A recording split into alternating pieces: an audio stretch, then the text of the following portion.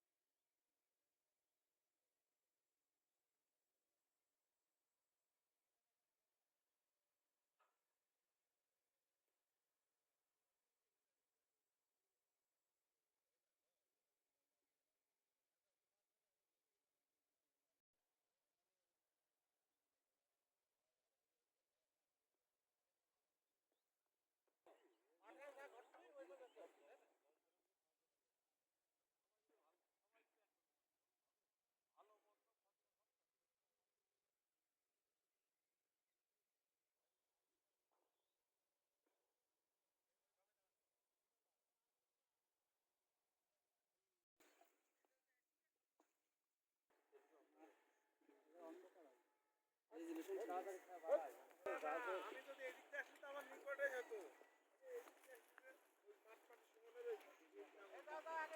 বড় বাবু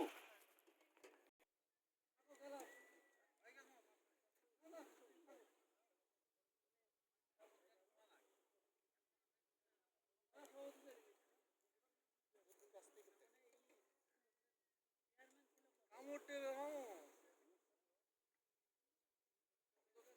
ঢুকতে পারছে না গো। আপনার হাসছে। এই জন্য মেয়রের সাথে সাক্ষাৎ আপনার ভাই আছে পিস করি। আমি বড় বাবু মামুন বসে আছে। আমরা পিছন পাই। ওই থাকলে যত বড় পোস্ট করে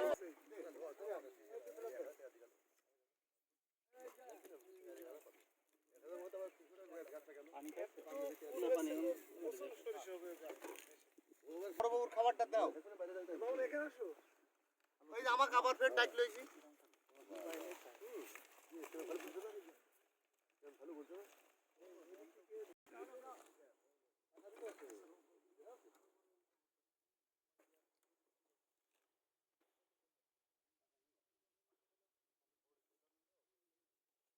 কামড় তো মারবি না। এই তুমি কি করলে না এই ভিডিও করতে হবে।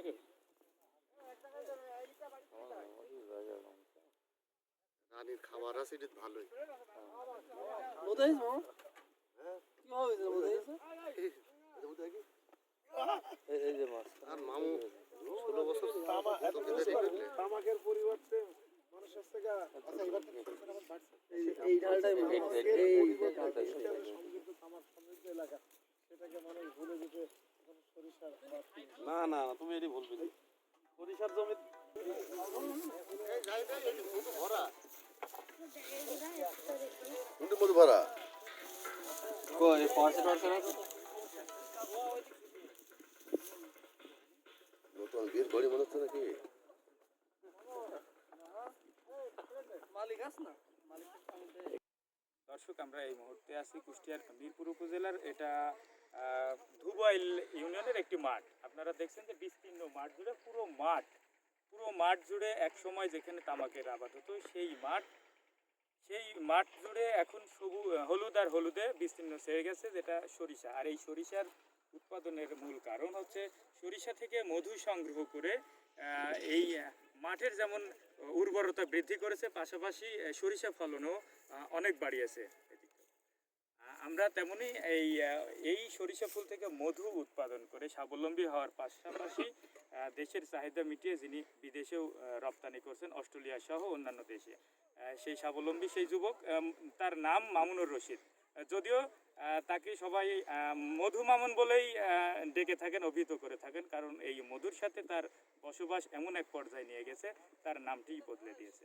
আমরা সেই মধু মামুনের কাছে গল্প শুনবো কিভাবে তিনি এলেন। মধুমান ভাই, আসসালামু আলাইকুম। ওয়ালাইকুম আসসালাম। আপনি কেমন আছেন? হ্যাঁ, আমি ভালো আছি। আপনি ভালো আছেন? আমি ভালো আছি। এই যে আপনার নাম তো মামুনুর রশিদ আমরা জানতাম, কিন্তু মামুনুর রশিদ থেকে যে মধু মামুন, এই মধু মামুন হয়ে ওঠার পেছনের গল্প শুনতে চাই। হ্যাঁ, ধন্যবাদ এস এম জামাল সাহেব। আসলে আমার এই মৌমাছি নিয়ে এক সময় আমি খেলা করতাম।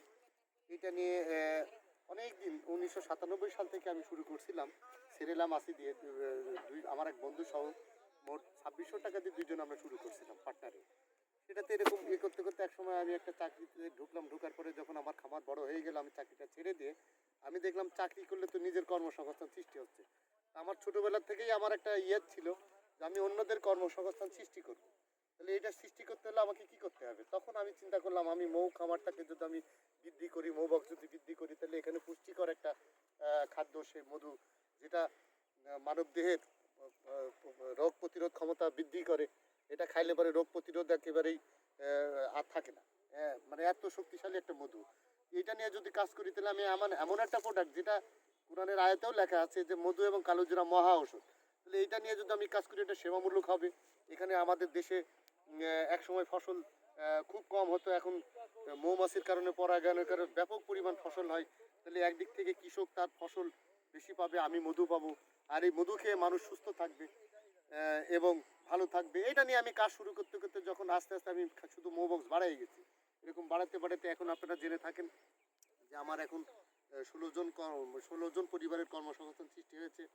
আর কৃষি সম্প্রসারণ অধিদপ্তর মিরপুরের রমেশ চন্দ্র ঘোষকে আমি অভিনন্দন জানাই। এই কারণে যে মিরপুর থানায় যখন ওই স্যার আমার কাছে মিরপুর থানাতে আসতেন, তার কৃষি সম্প্রসারণ অধিদপ্তরের মাধ্যমে তার সুদূর পরিকল্পনা এবং সে আমাকে মানে আর্থিকভাবে বা ওই বিভিন্ন ইনস্ট্রুমেন্ট দিয়ে আমাকে সহযোগিতা করেছে, যার কারণে আজকে আমি এই পর্যায়ে আসতে পেরেছি।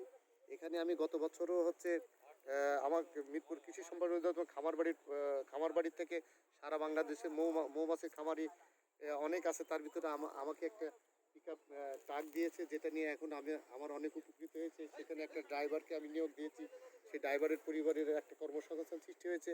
ওই জন্য সরকার যখন আমাকে কোনো কিছু দেয়, সেখানে আরেকটা পরিবারের একটা কর্মসংস্থান সৃষ্টি হয়। আবার আমার একটা পরিকল্পনা আছে যে আমি এই বছরে আবার একটা মধু রিফাইন করার একটা মেশিন দিব। সেটা দিলে আমার 3টা পরিবারের কর্মসংস্থান সৃষ্টি হবে। সেটা যদি বাংলাদেশ সরকার আমাকে যদি একটু সহযোগিতা করে আপনাদের মাধ্যমে, তাহলে হয়তো আবার 3টা পরিবারের কর্মসংস্থান সৃষ্টি হবে। প্রত্যেক বছর আমি চাই যে আমার কাজের পরিধি বৃদ্ধি করে সেখানে একটা লোক কর্মসংস্থান সৃষ্টি হোক। এটা এই কারণে আমাকে বিভিন্ন, আপনারা যারা সাংবাদিক ভাই, আসলে আমার নাম মামুনুর রশিদ। আমি মধু নিয়ে কাজ করতে করতে আমাকে এখন মধু মামুন বলে ডাকে। এখন মামুন বললে আর কেউ আমাকে চিনতেই পারে না, সাথে আমার মধু মামুন বললে এখন সবাই আমাকে চেনে। আমার নিজস্ব আত্মীয় স্বজন বাদে বাইরের যে কোনো শুভাকাঙ্ক্ষী আমাকে মধু মামুন না বললে, যে আপনি কে বলছেন, মামুন বললে, আর হঠাৎ করে মামুন বললে চিনতেই পারে না। মধু মামুন এরকম নাম পড়ে গেছে, এই আর কি। তো যাই হোক, আজকে অনেক সাংবাদিক ভাইরা আমার খামার পরিদর্শন করতে এসেছে। আমার এখন খামার 3টা জায়গায় পরিচালিত হচ্ছে। একটা রাজশাহী গুদাগাড়ি, সেখানে টমেটো এবং সরিষা ফুলের মধু উৎপাদিত, সেখানে আমার খামার আছে, তাঁবু আছে। আর একটা আছে আমার চলন বিলে ধরমগাছা, সেখানে আমার একটা তাঁবু আছে, সেখানে তাঁবুতে লোকজন আছে, তাদের কর্মসংস্থান সৃষ্টি হয়েছে। আবার আমরা মিরপুরেও দেখছেন যে এখানে তাঁবু আছে, এখানে আমার কয়েকজন আছে, লোক আছে, শুভাকাঙ্ক্ষী আছে। সব মিলে আমার নিজ থানাতে যে আমি সবার সাথে দেখা করতে পারি, এটাও আমার কাছে ভালো লাগে। তাঁবু, এই যে খোলা মাঠে যে আপনার যে তাঁবু রাখা আছে, এতে করে রাতে আপনার কোনো সমস্যা হয়? ধন্যবাদ। আসলে বাংলাদেশ খুবই ভালো একটা দেশ, আমার দেশ গর্বে ভরা। আজকে 16ই ডিসেম্বর মুক্তিযোদ্ধাদের প্রতি আমি শ্রদ্ধাশীল এবং মহান মুক্তিযোদ্ধা যারা রক্তের বিনিময়ে আমাদের দেশটাকে স্বাধীন করছে, তাকেও আমি মিষ্টি মৌ খামারের পক্ষ থেকে সুস্বাগত জানাই। আজকে সেই স্বাধীন দেশে আমরা বসবাস করি। এখন এই মাঠের ভিতরে আসি, আসলে এলাকার লোক এক সময় যখন এখানে আসে, আপনারা জেনে থাকেন যে জেনে থাকছেন যে এটা মিরপুর কুষ্টিয়া, এটা তামাক অধ্যুষিত একটা এলাকা।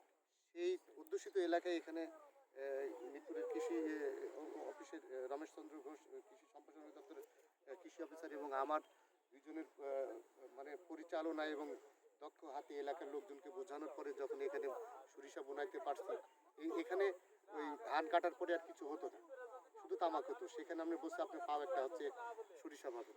তো এখানে প্রথম যখন মাছি নিয়ে আসলাম, এলাকার লোক বললো যে এই মধুমামুন হচ্ছে আমাদের সরিষা মাছি দিয়ে খাওয়াই নিচ্ছে। এই যে মানুষ জানতো না যে পরাগায়নের মাধ্যমে ফলন বিষয় এটা বাড়ে, এটা জানতো না, যার কারণে এখন এলাকার লোক আমাকে সার্বিকভাবে সহযোগিতা করে। আজকে যে অনেকেই আসছে, আমার পানির সমস্যা হলে ওনারা আমাদেরকে পানি দেয়, আমাদের খাদ্য, আমাদের মানে কোনো খাদ্য খাবার ওনাদের কারোর বাড়িতে থাকতে গেলে কোনো সমস্যা হয় না। এবং বাংলাদেশে কোনো কোনো ঘটনা আছে যে যেটা আসলে গল্পটা বলা হয়নি, যে এই রাতের বেলায় অন্ধকারে থাকতে গিয়ে কোনো সমস্যার সম্মুখীন হতে না? আসলে বিগত 3 বছর আগে এই মাঠে আমার দুইজন ইয়ে ছিল, কর্মচারী ছিল, তারা দুইজন রান্নাবাড়ি নিয়ে গ্যাঞ্জাম করে দুজনে রাগারাগি করে তাঁবু থেকে চলে গেছে। তখন হচ্ছে আমার একটা ছেলে আছে, আমার মেয়ের নাম মিষ্টি, যার কারণে আমার খামারের নাম মিষ্টি মৌ খামার। আমার মেয়ে টাইপের ক্লাস 10-এ পড়ে আর আমার ছেলে টাইপের ক্লাস 6-এ উঠবে। আমার ছেলে তখন বয়স 2 বছর। তাহলে আমার তাঁবুতে থাকার কেউ নাই, নির্জন এই মাঠ, হ্যাঁ, এলাকার লোকজন তো কেউ আসে না। তখন কি করছে, আমি বাড়িতে গেছি, আমার 2 বছরের বাচ্চাটাকে নিয়ে আমি আমার তাঁবুতে আসি। আসার পরে তো আমার মনেই নাই যে আমার ছেলের সাথে কথা বলতে, ছেলে ঘুমাই গেছে। তো আমার খুব চায়ের নেশা হয়েছে, পাশেই চায়ের দোকানে চা খেতে গেছি এবং সেখানে একটা ক্যারাম বোর্ড ছিল, সেখানে ক্যারাম বোর্ড খেলছি। কিন্তু আমার ছেলে যে ঘুমায় আছে মাঠের ভিতরে একা, এটা আমার খেয়াল নেই। হঠাৎ করে রাত 11টার সময় মনে হয়েছে যে আমার ছেলে তো একা ঘুমাচ্ছে। তখন এসে দেখছি যে এই তাঁবুতে 5টা শিয়াল গোল করে তাকে ঘিরে বসে আছে। এটা আমার একটা অভিজ্ঞতা, আমি তো ভয় পেয়ে গেছি। পরে আমি শিয়ালকে বলছি, দেখো বাবা, আমার মাসুম বাচ্চাটা এই মাঠের ভিতরে আছে, তোমাদের দেখে যদি ভয় পেয়ে যেত তাহলে কেমন হতো। আস্তে আস্তে শিয়ালগুলো চলে গেল। এটা আমার একটা চরম এই মাঠের একটা অভিজ্ঞতা, এই মাঠে এই জায়গাটা তাঁবুটা ছিল। আচ্ছা, এই সরিষা নিয়ে অনেকেই বলে যে সরিষা ফুলের মধুটা কি জমে যায়। আসলে আমরা দর্শকদের জানাতে চাই যে সরিষা ফুলের মধু সম্পর্কে আপনি, যেহেতু আপনাকে খাঁটি মধু যে সরবরাহ করে থাকেন এটা আমরা জানি, কিন্তু এই মধু জমে যাওয়ার বিষয়টি একটু ধন্যবাদ। আসলে বাংলাদেশে যত ফুল থেকেই মধু হোক, প্রত্যেকটা ফুলের মধু জমে যায়। 365 দিনে যে কোনো একদিন জমে যায়। কিন্তু এই গড়ান এবং কেওড়া ফুল, সুন্দরবনের কিছু মধু আছে সেগুলো জমে না। বাদ বাকি সমস্ত মধু যদি না জমে তাহলে সেই মধুটা খাঁটি হয় না। আর সরিষা ফুলের মধুতে আপনার গ্লুকোজের পরিমাণটা বেশি এবং এই মধুটা খাইলে হার্ট অ্যাটাকের ঝুঁকিটা কম থাকে। যা এই মধুটা এত জমে যায় যে ডালটা ঘির মতো সাদা হয়ে যায়। আর এই মধুটা বাজারজাত করার জন্য বিভিন্ন লোক কী করে, এই মধুটাকে কেমিক্যাল দিয়ে তরল রাখে। আপনারা এখন সরিষা, সারা বাংলাদেশে সরিষা ছাড়া কোনো মধু হচ্ছে না। এই মধুটা জমে যায়। এই মধু যদি না জমে থাকে তাহলে সেই মধুটা ভেজাল মনে করবে, অথবা ওই মধুর ভিতরে কেমিক্যাল দিয়ে আছে মধুটাকে তরল রাখার জন্য।